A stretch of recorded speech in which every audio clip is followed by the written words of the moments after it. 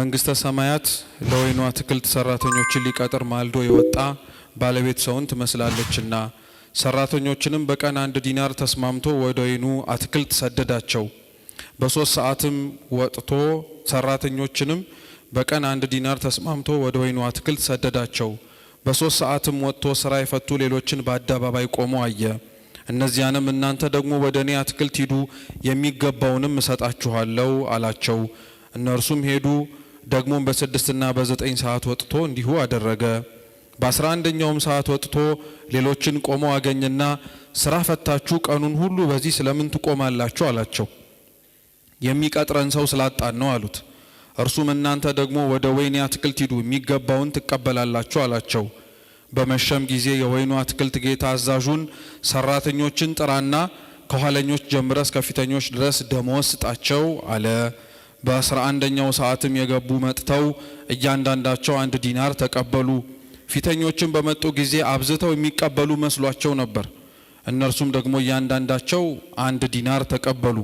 ተቀብለውም እነዚህ ኋለኞቹ 1 ሰዓት ሰሩ፣ የቀኑን ድካምና ትኩሳት ከተሸከምን ከኛ ጋር አስተካከልካቸው ብለው በባለቤቱ ላይ አንጎራጎሩ። እርሱ ግን መልሶ ከነርሱ ለአንዱ እንዲህ አለው፣ ወዳጄ ሆይ አልበደልኩህም፣ በ1 ዲናር አልተስማማኸኝምን? ድርሻህን ውሰድና ሂድ። እኔ ለዚህ ለኋለኛው እንዳንተ ልሰጠው እወዳለሁ። በገንዘቤ የወደድኩትን አደርግ ዘንድ መብት የለኝምን? ወይስ እኔ መልካም ስለሆንኩ ዓይንህ ምቀኛ ናትን? እንግዲህ ኋለኞች ፊተኞች፣ ፊተኞችም ኋለኞች ይሆናሉ። የተጠሩ ብዙዎች፣ የተመረጡ ግን ጥቂቶች ናቸውና ይላል። ስለ ቃሉ የአምላካችን ስም የተመሰገነ ይሁን። እስቲ በገንዘቤ በሉ እንጂ የወደድኩትን አደርግ ዘንድ መብት የለኝም። እስቲ ድገሙት። በገንዘቤ የወደድኩትን አደርግ ዘንድ መብት የለኝምን? በዚህ ርዕስ መነሻነት እንማራለን። አምላካችን እንዲያስተምረን ቅዱስ ፈቃዱ ይሁንልን። የማቴዎስ ወንጌል ምዕራፍ 20 ጌታችን መድኃኒታችን ኢየሱስ ክርስቶስ በምሳሌ ካስተማራቸው ትምህርቶች መካከል አንዱ ነው። በዚህ በማቴዎስ ወንጌል ላይ በብዛት የምሳሌ ትምህርቶች የሚገኝበት ወንጌል ነው የቅዱስ ማቴዎስ ወንጌል። ከጥቂት ምዕራፎች ወደ ኋላ ብንሳብ እንኳን ምዕራፍ 13 ራሱ ጌታችን ኢየሱስ ክርስቶስ ሁላችሁም የምታውቁት ዘሪ ዘርን ሊዘራ ወጣ የሚለውን ምሳሌ ብቻ ሳይሆን ትርጉሙንም ጭምር ያስቀመጠበት ምዕራፍ ነው። ከዚህም በኋላ እኛ ካነበብነው ከምዕራፍ 20 ውጪ ምዕራፍ 19ም በምሳሌ ያስተማረበት ነው። ምዕራፍ 21ም በምሳሌ ያስተማረበት ነውና ካሉት ብዙ ምሳሌያት አንጻር የማቴዎስ ወንጌል የምሳሌ ወንጌል ነው ይባላል። ቅዱስ ማቴዎስ ጌታችን ኢየሱስ ክርስቶስ ሲጠራው ከቀራጭነት ነበረ። ቀራጭ ማለት አሁን በዘመናዊ ቋንቋ ግብር ሰብሳቢ ማለት ነው። ቀራጭነት በዘመኑ በነበሩት እስራኤላውያን ግን የገንዘብ መሰብሰብ ጉዳይ የሥራ መስክ ብቻ ግን ሳይሆን በደልም ኃጢአትም ጭምር ነበረ። ለምን ቢባል ቀራጭነት ስለ 2 ምክንያት እስራኤላውያን የሚጠሉት ሙያ ነው። ሰዎቹንም ጭምር የሚሰሩትንም ይጠሏቸዋል። አንደኛው ቀራጮች ገንዘብ የሚሰበስቡት እስራኤልን ነፃ ከማውጣት ይልቅ በቀኝ ግዛት ለገዛት ለሮም መንግስት ነው። ስለዚህ ህዝቡን ጨቁነው ገንዘብ አምጣ ብለው ሰብስበው የሚሰጡት ለሚገዛቸውና ለሚያስጨንቃቸው ሰው ስለሆነ ሌላውስ ባይራራ ችግር የለም፣ እናንተ እንዴት ለህዝባችሁ አትራሩም ብለው ህዝቡ ቀራጮችን ይጠላቸው ነበር። ሁለተኛው ቀራጮች በህዝቡ ዘንድ ይጠሉ የነበሩት ደግሞ ከሚሰበስቡት ግብር ትንሽ ገንዘብ እየጨመሩ ለራሳቸው ኪስ ደግሞ ያደልቡ ነበር። ስለዚህ በሌላ ቋንቋ ለነገስታቱ ገንዘብ በመሰብሰባቸውና ከህዝቡ በመስረቃቸው ሰዎች አይወዷቸውም ነበርና ይቅርና መውደድ ከቀራጮች ጋር አብሮ መነካካት፣ አብሮ መብላት፣ አብሮ መጠጣት በጣም ነበር የሚጸየፏቸው የነበሩት። እና ይሄንን በቀራጭነት ሙያ የተሰማራውን ቅዱስ ማቴዎስን ታዲያ ጌታችን ኢየሱስ ክርስቶስ በመንገድ ላይ ሲሄድ በበር ላይ ተቀምጦ ወይም የኢየሩሳሌም በር ላይ ሆኖ ቀረጥ ሲሰበስብ አገኘው። እየሰማችሁ ነው? ቀረጥ ሲሰበስብ አገኘው። ክርስቶስም ተጠጋውና ተከተለኝ አለው። ቅዱስ ማቴዎስ ተነሳ፣ ወደ ቤቱ አስገባው። ሀብታም ነበር፣ ባለጸጋ ነበርና ገንዘቡን አውጥቶ ድግስ ደግሶ የቁም ተስካሩን ካበላ በኋላ ሁሉን ነገር ትቶት ከጌታችን ከኢየሱስ ክርስቶስ ጋር አብሮ ለመሄድ ቆረጠ። ቅዱስ ማቴዎስን ክርስቶስ ሲጠራው ህዝቡ እንደሚያገለው ቀራጭ እንደሆነ ያውቃል አያውቅም? ያውቃል አያውቅም? አዎ ክርስቶስ በነገራችን ላይ በወንጌል ላይ የሰዎችን ኃጢአት የሚያውቅ ስለማይመስላቸው ብዙ ሰዎች ይታለሉበት ነበር። የሉቃስ ወንጌልም ላይ ያቺ አልባስጥሮስ ሽቱ ይዛ የመጣችውን ማርያም ኃጥእት ባለሽቱዋን ማርያም ስምዖን ለምጽ የነበረበት ኃጢአቱ ግንባሩ ላይ ተለጥፎ ሰዎች ኃጢአተኛ መሆኑን ያውቁ ነበር። ያቺ ዘማዊት ሴት ግን ምንም በደል ብትሰራ ለምጽ ስላልወጣባት ሰው በደሏን እንደሚያውቀው በስራዋ እንደሚታወቅላት ነው እንጂ ሰዎች የሚርቋት እስኪመስል ድረስ ለምጽ አልወጣባትም ነበር። እና ስምዖን ቤት ክርስቶስ እንደገባ ስትሰማ አይ ኃጢአተኛውን የማይንቅ ለምጽ ያለበት ሰው ቤት ከገባማ እኔም እድል አለኝ ማለት ነው ብላ ሽቱ ገዝታ ሄደች። ክርስቶስ ካለበት ቤት ገብታ ሽቱን ራሱ ላይ አርከፍክፋ እሷ ደግሞ ተንበርክካ በእንባዋ እግሩን እያራሰች በጸጉሯ ስታብሰው ስምዖን ምን እንዳለ ትዝ ይላችኋል? እውነት ነብይ ቢሆን ኖሮ የዚህችን ሴት ኃጢአት ባወቀ ነበር ብሎት ነበር። ክርስቶስ ግን እግሩን ያጠበችለትን ሴት ኃጢአት ያውቃል አያውቅ? በደንብ አድርጎን የሚያውቀው ጌታችን በነገራችን ላይ ኃጢአታችንን ጠንቅቆ እንደሚያውቀው ሁሉ ነገ ልንሆን የምንችለውንም ጻድቅ ያውቀዋል። እና ማቴዎስን ሌሎች ሰዎች ያዩት የነበሩት ቀራጭ እንደነበረ ነው። ክርስቶስ ግን ያየው ከጠራው በኋላ ሊሆነው የሚችለውን ሐዋርያ።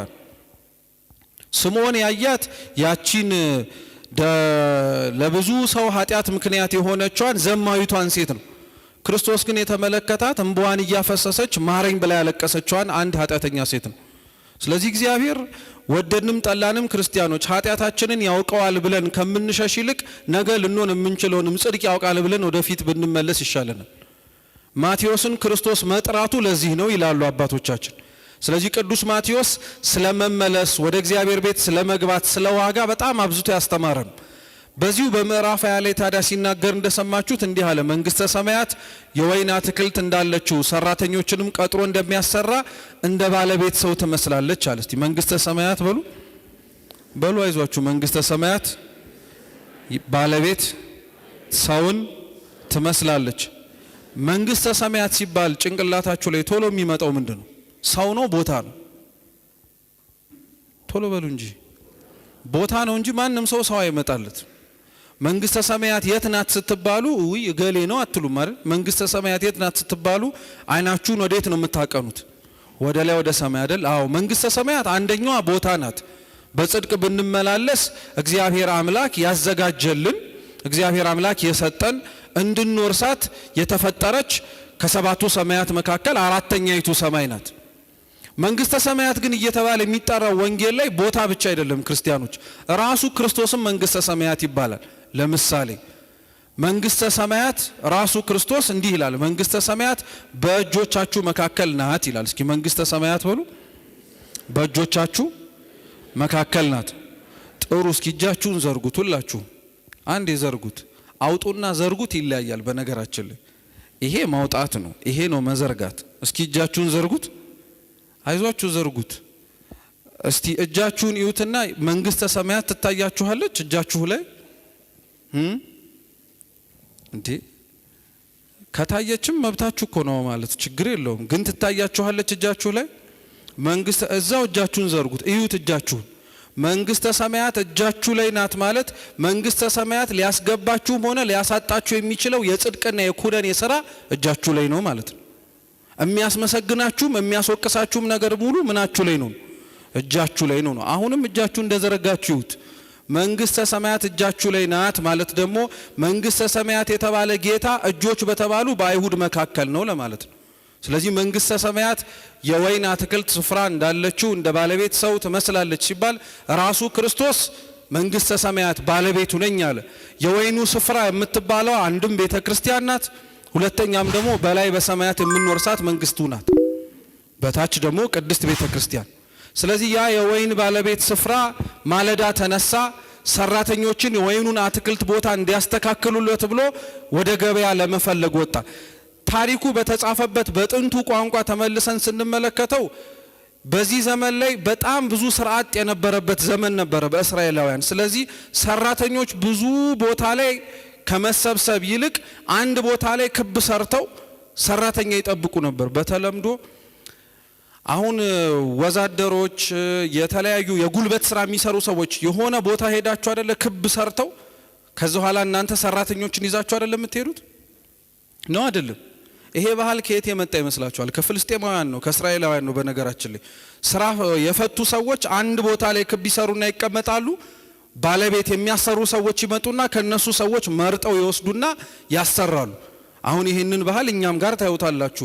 የተለያየ ህንጻ የሚሰራ ሰው ይመጣል፣ ይወስዳል። ሰራተኛ ሲፈልግም ተመልሶ ይመጣል። ግን ልዩነቱ ምን መሰላችሁ? ይሄ ባለጸጋ፣ ይሄ ወይን አትክልት ስፍራ ያለው ሰው ማለት ነው፣ ማለዳም ሲሄድ 3 ሰዓትም ሲሄድ 6 ሰዓትም ሲሄድ 9 ሰዓትም ሲሄድ 11 ሰዓትም ሲሄድ ሰራተኞችን አግኝቷል። አሁን በተለምዶ ግን እኛ በምናውቀው ሰራተኞች ጠዋት ነው የሚኖሩት ወይስ ማታ ነው? አው በእኛ ስርዓት ስትመለከቱት እኛ ጋር ጠዋት ነው እንጂ ማታ የሉ።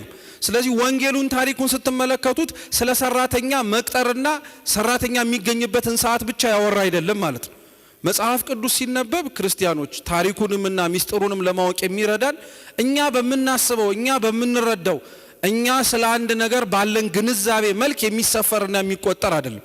እኛ ስለ አንድ ነገር ያለን ግንዛቤ እኛ ስለ አንድ ነገር ያለን ዕውቀት በእኛ የተወሰነ ነው። እኛ በመስማማት ይህ ሊሆን ይችላል ቢሆን የተሻለ ነው የምንለው። እግዚአብሔር ደግሞ ስለ ነገሮች ያለው ዕውቀት ደግሞ ከኛም በላይ ነው። ይህንን በምን ማስረዳት እንችላለን? በኋላ ላይ መጣላችኋለሁ። ባለጸጋው ይህ የወይን ባለቤት ቦታ ለሰዎቹ በሰጣቸው ደሞዝ ማለት ነው። ስለዚህ ማለዳ ወጣ፣ ሰራተኞችን ፍለጋ ሄደ፣ አገኛቸው። ሰራተኞቹንም የወይን አትክልቱ ስፍራን እንዲያበጃጁለት በ1 ዲናር ተስማማ። በስንት ዲናር? በ1 ዲናር ተስማማ። ሰራተኞቹን አስገባ። ተመልሶ ወጣና ደግሞ በ3 ሰዓትና በ6 ሰዓት ሌሎች ሰራተኞችን አስገባ። በ9 ሰዓትም ሄደና ሌሎች ሰራተኞችን አስገባ። ልዩነቱ ምንድነው? የመጀመሪያዎቹን የማለዳ ጠዋት ላይ ያስገባቸውን ሰራተኞች በስንት ብር ነው የተስማማው? በ1 ነው። ከዛ በኋላ ያሉትን ግን እከፍላችኋለሁ ተስማምተናል ከሚል ውጪ የሚከፍላቸውን ገንዘብ አልጠቀሰላቸው። ተስማምተዋል። በቃ ገንዘብ እንዲህ ነው የምሰጣችሁ ባይላቸውም ለድካማቸው ግን ዋጋ እንደሚሰጣቸው አውቀዋል። ስለዚህ ተሰብስበው ገቡ። 11 ሰዓት ተመልሶ ወጣ። አሁንም ስራ ፈተው ያሉ ሰዎችን ተመለከተ። ስራ ለምን ፈታችሁ አላቸው። ሲነበብ እንደሰማችሁት የሚቀጥረን ሰው ስለሌለ ነው አሉ። እንግዲያውስ እኔ እቀጥራችኋለሁ ግቡና ስሩ አላቸው። እነዚህ በተለያየ ሰዓት ገብተው በወይኑ አትክልት ስፍራ የተለያዩ ስራዎችን ሲሰሩ ሲቀጥፉም በሉት ሲኮተኩቱም በሉት ሲለቅሙም በሉት የነበሩት ሰዎች በየሰዓቱ አገባባቸውን አባቶቻችን በምሳሌ ሲያስተምሩት በተለያየ ሰዓት የገቡ ሰዎች ናቸው አንደኞቹ ይላሉ። ጠዋት 3 ሰዓት የገቡት ማለት ጠዋት ማለዳ የገቡት ማለት ይቅርታ ማለዳ የመጀመሪያዎቹ የእድሜያቸው እርከን ላይ የገቡ ሰዎች አሉ። ለምሳሌ ይህ ማህበር ባሳለፈው የ30 ዓመት ጉዞ ወይም ከዛ በላይ መጀመሪያ መስራቾች የሉ ማለዳ የገቡ ማለት እነሱ ናቸው ማለት ነው። 3 ሰዓት የገቡ ማለት ደግሞ ከምስረታው በኋላ የመጡ እንደማለት ነው። 6 ሰዓት የመጡትም ደግሞ ዘግይተው የመጡት ማለት ነው። 9 ሰዓት የመጡት ደግሞ የተወሰኑ አመታት ካለፉ በኋላ የመጡ ናቸው።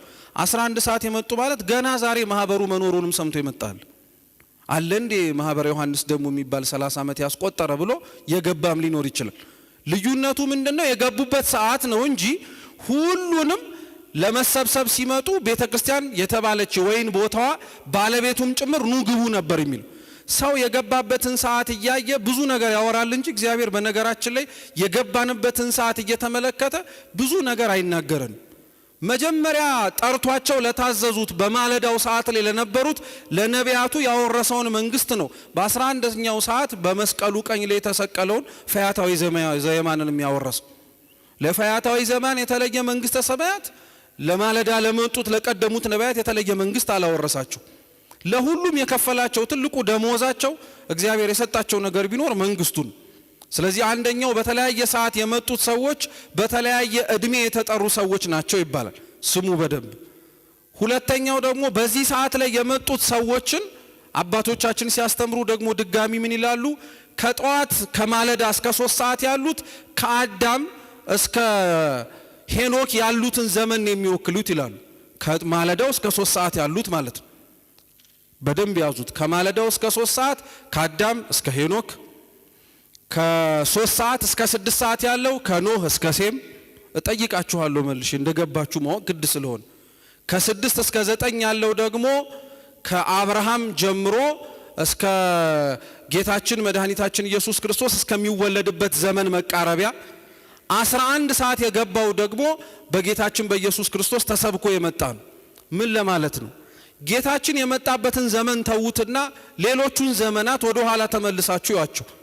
የማለዳው ዘመን የሚባለው ከአዳም እስከ ሄኖክ የነበረው ዘመን እውነት ለመናገር ደስ የሚል ዘመን አልነበረም። ሰው የወጣበት ኃጢአት ሳያንሰው ጭራሽ ሌሎች ኃጢአቶች የጨመረበት ወቅት ስለሆነ ማለት ነው። አዳምና ሔዋን እግዚአብሔርን ሳያምኑ ቀርተው በእግዚአብሔር ላይ አምፀው ነው የወጡት። የነሱ በደል ሳያንስ ያንን በደል እያስታወሱ ማልቀስ ሲገባቸው ልጆቻቸው ደግሞ አንዱ አንዱን የገደለበት ነው። በዛም አላቆምም፣ እየቀጠለ በደንብ አድርገው ብዙ ኃጢአቶች የተንሰራፉበት የበዙበት ነበር። በዛ ኃጢአት በበዛበት ዘመን እንኳን ግን እግዚአብሔር ይጣራ ነበር። ቀጣዩንም ዘመን ይሁት ከ3 እስከ 6 ሰዓት ያለው እንዳልኳችሁ ከኖህ እስከ ሴም ያለው ነው። ኖህ አባቱ ነው፣ ሴም ልጁ ነው። ኖህ አርፎ ሴም የቀጠለበት ነው። ያም ዘመንን ስታስታውሱት የሰው ግፉና በደሉ ልክ እንደ ሞላ ጽዋ እስኪንሳፈፍ ድረስ እግዚአብሔርን ያስቀየመበት፣ ሰውም እግዚአብሔርን ሲያየው እግዚአብሔርም ደግሞ ሰውን ተመልክቶ ሲመለከት በመፍጠሩ የተጸጸተበት ነው። እዛንም ዘመን ደግሞ ደውል እየደወለ በኖህ እየተናገረ አሁንም ተመለሱ ይል ነበር። ሶስተኛውንም ሰዓት ስትመለከቱት ከ6 እስከ 9 ያለውን ከአብርሃም ጀምሮ የነበረው ዘመን፣ በዛም ዘመን ላይ እግዚአብሔር አምላክ ብዙዎችን ይጣራ ነበር። ይሄ ሁሉ ሰዓት ስትመለከቱት እግዚአብሔር አምላክ እውነት እየተጣራቸው ለምንድነው ሰዎቹ በሙሉ በእኩል ሁኔታ ድምጹን መስማት የከበዳቸው? በጣም ነው የሚገርመው። ሰው ቤተክርስቲያን ውስጥ እንደቆየበት ቆይታ ሊያሳይ የሚገባውን ለውጥ ሊያሳይ የሚገባውን ጥንካሬና ብርታት እንደገባበት ሰዓት የሚወሰን አይደለም። ጆሮውን ሰጥቶ ማዳመጥ በጀመረበት ጊዜ ላይ ነው ለውጡም ጭምር የሚጀምረው። በ30 ዓመት ጉዟችን በነገራችን ላይ ራሳችንን ተመልሰን ማየት መቻል አለብን። እርግጥ ነው የተሰበሰብነው ስለተደረገልን ነገር በሙሉ እግዚአብሔርንም እሱም ደግሞ አድሮ የሰራባቸውን ሰዎችን ለማመስገን። በዛው ልክ ግን እንደሚመሰገኑት ሁሉ የማንመሰገን፣ እንደደከሙት ሁሉ ያልደከምን ደግሞ ሰዎችም ጭምር አለ። ማችን የሚመሰገኑትን ማመስገን ብቻ መሆን የለበትም። ያልተመሰገነው ሁሉ ደግሞ በእግዚአብሔር ፊት ዋጋ እንድናገኝ መድከም እንዳለብን ማሳሰብ ነው። ምክንያቱም ቤተክርስቲያኗ ወይም የወይኑ አትክልት ስፍራ ማለዳ በገቡት ብቻ የምትገለገል አይደለችም። 11 ሰዓት በገቡትም ጭምር ትገለገላለች።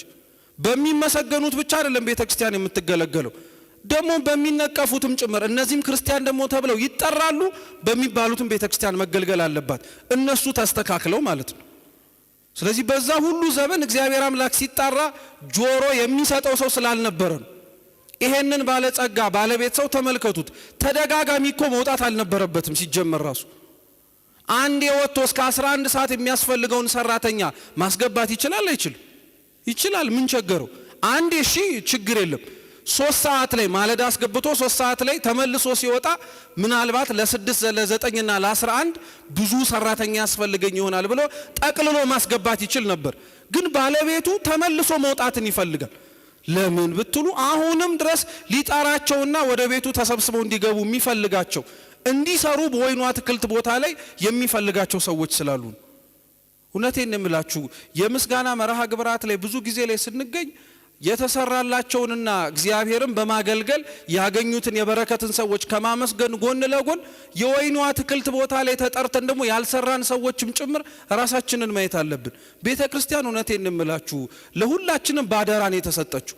ለሆነ ሰው ተሰጣ እንዲደክምባት፣ የሆነ ሰው ሲደክም ደግሞ ሌሎቻችን ከጥግ ሆነን ከዳር ሆነን እየተመለከትን ጎበዝ በርታ ምንላት አይደለች። የተጠራንበት የተለያየ ሰዓት ቢሆንም ሁላችንም ከድካም አንላቀቅ። ሁሉንም የወይኑ ባለቤት ቦታ ስፍራ ሰጥቶ በየሰዓቱ ሲያስገባቸው ከነሱ ስራ ጠብቆ ነበር። ያ ስራቸውን እየተመለከተ ነው ዋጋ ሰጣቸዋለሁ ያላቸው። እውነት እግዚአብሔር አምላክ ዛሬ እኛ ያመሰገናቸው ሰዎች እንዳሉ ሁላችንንም ተመልክቶ በምን ስራችን ያመሰግነን ይሆን? እውነቴን እኮ ነው የምላችሁ። ምክንያቱም የክርስትና እምነት ባጭሩ የደረስንባቸውን ዓላማዎቻችንን እያየን የምንሞካሽበት አይደለም። ግን ያልንሄድበትን ርቀት ደግሞ እያሰብን በደንብ አድርገን መሮጥ አለብን። ዛሬ የሰራናቸው ጥቂት ስራዎች ሊሆኑ ይችላሉ። ክርስትናው የሚያስፈልጋቸው እኛ ልንደርስባቸው የሚጠበቁብን ቦታዎች ግን እነዚህ ብቻ ናቸው እንዴ? አይደሉም። ገና ብዙ አሉን እኮ። ገና ያልሰራንባቸው በጣም ብዙ መስኮች አሉ። ይሄ ከኛ ድክመት የተነሳ ነው። ቤተ ክርስቲያን ውስጥ ተገኝተን ምን እንስራ ብለን ከመጠየቅ ይልቅ ስራ ከመፍታታችን የተነሳ የመጣን። ስለዚህ ባለቤቱ በእያንዳንዱ ሰዓት ላይ ጠራቸው፣ አስገባቸው፣ ወደ ውስጥ እንዲገቡ ማደረጋቸው። ለእያንዳንዳቸው እንዳልኳችሁ ማለዳ ከገቡት ውጪ የሚገባችሁን እሰጣችኋለሁ ያለው እንጂ አንዳንድ ብር እሰጣችኋለሁ አላል። 11 ሰዓት ሆነ። ሰራተኞቹን በሙሉ አዛዡ እንዲጠራቸው አደረገ። ለእያንዳንዶቹ ዋጋቸውን ሊሰጥ ማለት ነው። እንደኛ ስርዓት ከሆነ እንዳልኳችሁ መጀመሪያ የገባው ነው ደሞዝ የሚከፈለው ወይስ መጨረሻ የገባው ነው ቅድሚያ ደሞዝ የሚከፈለው? ስታስቡት ራሱ መጀመሪያ የገባው ነው አይደለ ቶሎ ተከፍሎት መውጣት ያለበት እንጂ አርፍዶ የመጡት ሰዎች ቶሎ ተሰጥቷቸው መጀመሪያ የገቡት ሰዎች መቆየት የለባቸው። ይሄንን ነበር ቅድም ያልኳችሁ። እኛ ስለ ዓለም ያለን እይታ፣ እኛ ስለ ተለያዩ ነገሮች ያለን መልክና አመለካከት እግዚአብሔር ስለዛ ጉዳዮች ያለው አመለካከት የተለያየ ነው። ምሳሌ ልስጣችሁ። ለምሳሌ እኛ ስለ ፍትህ ስለ ፍርድ ያለን አመለካከትና እግዚአብሔር ስለ ፍትህ ስለ ፍርድ ያለው አመለካከት ፍጹም የተለያየ ነው። ለምሳሌ እኛ አንድን ሰው ጥፋት ሲያጠፋ ባጠፋበት ጊዜ ልክ አንቀጠው። ምሳሌ ልስጣችሁ። ሰው ገላችሁ ባታውቁም ሰውን ለመግደል አንድ ሰው መሳሪያ ተሰጥቶት ወይም ጥይት ተሰጥቶት ያንን ሰው ጭንቅላቱ ላይ ብሎ ለመግደል ስንት ደቂቃ ይፈጅበታል? እንደው ካሰበበት ጋር አብሮ እናስብለትና 5 ደቂቃ እንበል። 5 ደቂቃ የአንድ ሰው ነፍስ ለማጥፋት ጊዜ ወስዶበት እሱ እጁን ሰጥቶ ፍርድ ቤት ከቆመ በኋላ የወሰደብህ 5 ደቂቃ ነውና እስር ቤት 5 ደቂቃ ቆይተህ ትወጣለህ ይባላል? አይባልም። እሱ ለፈጃት 5 ደቂቃ ምድር ግን የምትፈርድበት 25 ዓመት ነው። ለዚህ ፍትሃዊ ነው ብለን እንናገራለን። እየሰማችሁ ነው? ይሄ ፍትህ ነው ልክ ነው እንላለን። እግዚአብሔር ጋር ግን ስንመጣ ቅር የሚለን ሰዎች አለ። እሱ ደግሞ እንደዚህ አይነት ፍትህ የለው። በጣም ብዙ ኃጢአተኞች የሆኑትን ሰዎች ከነ ኃጢአታቸው ሲመጡ ምንም ላይ ያደርጋቸው ይችላል። ለምሳሌ ቅድም ያልኳችሁን ያቺን ኃጢአት ማርያም እንባዋን እያፈሰሰች በፀጉሯ እግሩን እያበሰች ሽቱ እየነሰነሰች ያንን ሁሉ ኃጢአት ሰርታ ስንት ሰው እሷም ዘሙታም ጭምር መጣ። ክርስቶስ ምንድን ያላት? የዙሪያው የነበረው ስምዖን ነብይ ቢሆን ኖሮ እቺ ሴትዮ ምን እንዳጠፋች ጥፋቷ ይገባው ነበር አለ። ክርስቶስ ግን ምንድን ያለው? ለአንድ ባለጸጋ 2 ሰዎች ነበሩ። ለአንዱ 50 ብር ከሰጠው ለአንዱ 500 ብር ሰጠው። ከዛ በኋላ ከብዙ ጊዜ በኋላ ተመልሶ ሲመጣ ለሁለቱም እዳቸውን ተወላቸው አለ። እየሰማችሁ ነው? ምናቸውን ተወላቸው? እዳቸውን ተወላቸው አለና እዳቸው የተተወላቸው ሰዎች ከሁለቱ መካከል ስለተተወላቸው እዳ አብልጦ የሚደሰተው የትኛው ነው? ባለ 50 ነው? ባለ 500 ነው? ለምንድን? ብዙ ተተቶለታል እሱ። ስለዚህ ምን ሊለው ፈልጎ ነው? አንተ ባለ 50 ነህ፣ እሷ ባለ 500 ናት። ብዙ ስለተተወላት ደስ ሊልህ ያስፈልጋል አለ። አንዳንድ ሰው ስለተመሰገነ ሰው መልካም ነገር አድርጎ ይገባዋል ተብሎ ሲነገረው አይኑ የሚቀላ ሰው አለ። ምቀኛ የሆነ ሰው ማለት ነው። እንደነዚህ አይነት ሰዎች የሚመሰገኑት እኮ ስለሰሩት ስራም ብቻ ሊሆን ይችላል፣ ብዙ ስለተተወላቸው ሊሆን ይችላል። ብዙ እግዚአብሔር አምላክ የሰሩትን ክፋታቸውን ነውራቸውን ይቅር ስላለላቸው እኮ ሊሆን ይችላል። ሳዲያ ክርስቶስ እንዲህ ብሎ አላቆመም እኮ። እኔ ቤት ደጅ ከገባው ጀምሮ እግሬ አቧራ መሆኑን አይተህ አንተ መታጠቢያ ውሃ አላመጣህም፣ እሷ ግን በእንባዋ አጠበችኝ። አንተ ማበሻ ጨርቅ አላመጣህም፣ እሷ ግን በፀጉሯ አራሰችኝ። አንተ ምንም አላረክም፣ እሷ ግን ሽቶ ከገባችበት ጊዜ አንስቶ እየነሰነሰች እያለቀሰች ነው። ስለዚህ ምን አላት? ኃጢአትሽ ተሰርዮልሻል ሂጂ አላት። እኛ ብንሆን ለዚህች ሴት የምንሰጠው ፍርድ እንዲህ ነው አይደለም። እግዚአብሔር እንዲህ አይነት አምላክ ነው። ፍርዱ የማይመረመር ፍርዱ በሰው አይምሮ ሊደረስበት የማይችል። ለዛ ነው እዝራ ሱቱኤል ሲናገር ይህ የሚፈርሰው ጭንቅላታችን ሰውነታችን እንዴት የማይፈርሰውን የማይበሰብሰውን የእግዚአብሔርን ሐሳብ ሊረዳ ይችላል ይላል። ማንም አይረዳው። ያለን ብቸኛ አማራጭ እግዚአብሔር ስላደረገልን ቸርነት ማመስገን ብቻ ነው። ስለዚህ ያንንም ሰው ስትመለከቱት የመጨረሻዎቹ መጀመሪያ መሰጠት አልነበረባቸው፣ መጀመሪያዎቹ ነበሩ። እግዚአብሔር ግን መጨረሻ ያሉትን መጀመሪያ እንዲመጡ አረጋቸው። ለምን? አንደኛ በእድሜ ብታስቡት እነዚህ ሰዎች ደክመዋል። በቃ የህይወታቸው ፍጻሜ ላይ ነው የመጡት 11ኛው ሰዓት ላይ። ስለዚህ ዛሬ ካልተከፈላቸውና ልክ ማለዳ የመጡት ቀድመው እነሱ በኋላ ቢዘገዩ ተስፋ የመቁረጥ ስሜት ሊሰማቸው ይችላል። ስለዚህ እግዚአብሔር ድክመታቸውን ስለሚያውቅ እነሱን መጀመሪያ አምጧቸዋል። አሁን ልክ ብታስቡት በምስጋና ብትመለከቱት ረጅም ዓመት አገልግሎ ምንም ያልተሸለመ ሰው ሊኖር ይችላል። ምንም ማለት ነው። አሁን ግን መጥቶ የሚሸለም ሰው ሊኖር ይችላል። ድክመቱን እግዚአብሔር ስለሚያውቀው እኮ ነው። በቃ ይሄ ሰው እንዲህ ተብሎ አባብለን ካላስቀመጥነው ነገ ሊጠፋብን ይችላል ብሎ ስለሚያስብ፣ ስለዚህ እንደዚህ አድርጎ ጠራቸው፣ አስገባቸው። ከዛ በኋላ ጌታችን የተባለው የወይኑ ባለቤት ማለት ነው ለእያንዳንዳቸው ብር መክፈል ጀመረ። መጨረሻው ሰዓት ላይ የነበሩት ሰዎች ምንም ብር እንደነገርኳቸው አልተስማሙም። አንዳንድ ብር ግን እየሰጣቸው ከዛ በኋላ 6ም 9ም 3 ሰዓትም ማለዳም የገቡት አይናቸው መቅላት ጀመር። ለምን? እነሱ ጧት ገብተው በሰሩት ድካም ልክ መጨረሻ የመጡትም ሰዎች እየተከፈላቸው እየተመሰገኑ ነው። ስለዚህ ለምንድን እኛ ከጧት ጀምሮ ድካሙን ምኑን ታግሰን አገልግለን እኛ በደከምንበት ልክ እነሱስ እንዴት ይከፈላቸዋል አለ ክርስቶስ። ስለዚህ ምን አላቸው? እኛ ለትምህርታችን ድረስ ያደረግነውን ቃል ነገራቸው። በገዛ ገንዘቤ የወደድኩትን ባደርግ አንተ ምን አግዶሃል? እውነት ነው። እግዚአብሔር በፈቀደው በራሱ በሆነው ነገር ላይ የፈለገውን ነገር ቢያደርግ ሰው ለምን አይኑ ይቀላል? የእግዚአብሔር ገንዘቡ በነገራችን ላይ ለሰው የሚሰጠው ጸጋና ስጦታ አይደለም። የእግዚአብሔር የመጨረሻው ገንዘቡ ትልቁ ሀብቱ እኛ ነን፣ እናንተ ናችሁ። ሀብቱ ንብረቱ ሌላው በሙሉ አስመስግኖን የሰራናቸው ነገሮች በሙሉ ክርስቲያኖች ምኑም አይደሉም ለሱ። እውነቴን ነው የምላችሁ። ይሄ ለማንሳነስ አይደለም፣ ግን ምን ያክል እኛ ከምንሰጣቸው ነገሮች እንደምንበልጥ ማወቅ ስላለብን ለእግዚአብሔር ትልቁ ሽልማቱ ይላል ቅዱስ ኢሬኒዮስ የሚኖር ሰው ማየት ነው። እስኪ ለእግዚአብሔር በሉ፣ ትልቁ ሽልማቱ የሚኖር ሰው ማየት ነው። የሚኖር ሰው ማየት ነው ማለት የተሰበከለትን ሕይወት መሬት ላይ አውርዶት ክርስቲያን ሆኖ የሚኖር ሰው ሲያይ ከሚሰጠው ሰው በላይ እግዚአብሔር ይደሰታል። ምክንያቱም ልክ መዝሙረ ዳዊት መዝሙር 77 ላይ እንዳለው ፍየል ታመጡልኝ ዘንድ ምኔ ነው፣ ከብት ታመጡልኝ ዘንድ ምኔ ነው፣ ፍየሉም ከብቱም እኮ የኔ ነው አለ እግዚአብሔር። አንድ በገዛ ደሙ ተገዝቶ ያስቸገረ ገንዘብ ቢኖር የኛ ሰውነት ነው። ሌላው ዕቃ ደሙ አልፈሰሰለትም እኮ፣ የኛ ሰውነት ነው የክርስቶስ ደም የፈሰሰለት፣ በደሙ የተገዛን ማለት ነው። በራሱ በገዛው በደሙ ፈሳሽነት ባተመው ገንዘብ ላይ ግን በእኛ ሰውነት ላይ ግን መቼም ነፃ ፈቃድ ስላለን እግዚአብሔር እንዲያዝበት እንኳን ፈቅደውም ታውቃላችሁ። ከኃጢአት ጋር የምንታገል ሰዎች፣ ከኃጢአት ጋር ለመስራት የምንሯሯጥ ሰዎች እኮ ማለት እግዚአብሔር በገዛ ገንዘቡ የፈለገውን ነገር እንዳያረግ የምንከለክለው ሰዎች ነን። እንዳንመሰገን በእግዚአብሔር ፊትም ጭምር ከብረን እንዳንታይ ብዙ ነገሮቻችንን ያሳጣን ኃጢአታችን ነው ክርስቲያኖች። ስለዚህ እግዚአብሔር በገንዘቡ በተባለ በእኛ ላይ የፈለገውን ነገር ቢያደርግ መብቱ ነው። እናንተ በኪሳችሁ ያለው ገንዘብን እንደምታዙበት ሁሉ እሱም በራሱ በሆነው ገንዘብ በእኛ ሰውነት ላይ እንደፈለገ ማዘዝ አለበት። ላለፉት 30 ዓመታት አብነት ትምህርት ቤቶች ሰርተናል። ላለፉት 30 ዓመታት ከዛም በላይ ብዙ የሚረዱ ተቋማትን አብያተ ክርስቲያናትን ደጉመናል። እኛው ራሳችን ቆመን ይሆን ግን? እነዚህን ቦታዎች ማቆማችን እኮ ዋነኛው አስፈላጊነቱ እኛ መቆም እንድንችል። አብያተ ክርስቲያናት የሚታነጹት አብነት ትምህርት ቤቶች የሚሰሩት እኮ ስማችንን ተክለን እንድናልፍና እነገሌ ይህንን ሰርተው ነበር እንዲባል አይደል። በነዛ ውስጥ እኛም ተሰርተን ነገ ደግሞ እኛው ራሳችን ወደ እነዛ ተቋማት ደረጃ ማደግ እንድንችል። ስለዚህ ሰው በደንብ አድርጎ መረዳት መቻል አለበት።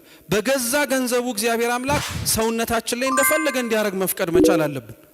ያ ነው የሚያስመሰግነው ትልቁ ነገር። እኛው ምስጋና የሚቸራቸው እንደነዚህ አይነቱ ነው። ለዛ ነው ሰው ፍጻሜው እስከሚታወቅ ድረስ እኛ እርስ በእርስ ለመበረታታት እንሸላለማለን፣ እንመሰጋገናለን እንጂ እውነተኛው የእግዚአብሔር ምስጋና የሚሰጠው ሩጫቸው ላበቁት ሰዎች ነው።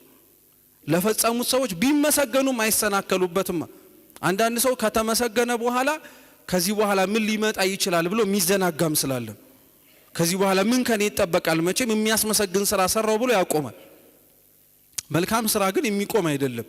መልካም ስራ ዛሬ በሆኑ ቦታዎች ላይ ተሰብስበን እርስ በርስ ለመተመሰጋገንን ጨርሻለሁ የምንለው አይደለም። እነዚህ መልካም ስራዎች በሙሉ እነዚህ ምስጋናዎች በሙሉ ተጨምረው እኛ የምንወድቅባቸው እንዳይሆኑ ከእግዚአብሔር ጋር የምንገናኝባቸው እንዲሆኑ እውነቴን ነው የምላችሁ አብልጠን መለመን መቻል አለብን። ብዙዎች ቤተ ክርስቲያን አመስግናቸው እንደተመሰገኑት መሆን የከበዳቸው ሰዎች ስላሉ ብዙዎች ማለዳ ገብተው መዝለቅ አልቻሉም እስከ 11ኛው ሰዓት ድረስ።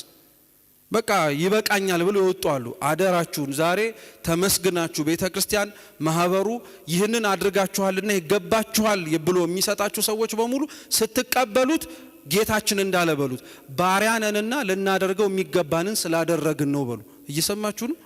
አዎ ልናደርገው የሚገባንን አድርገን ነው የመጣ ነው እንጂ ሌላ ተአምር ፈጥረን የተገኘን ሰዎች አይደለን። በምስጋናው ተጠልፈን እንዳንወድቅ አምላካችን ቅዱስ እግዚአብሔር ይርዳን። ያስተማረን አምላካችን ስሙ የተመሰገነ ይሁን። በተማርነው ፍሬ እንድናፈራ አምላካችን ቅዱስ እግዚአብሔር ይርዳን። ወስብሐት ለእግዚአብሔር።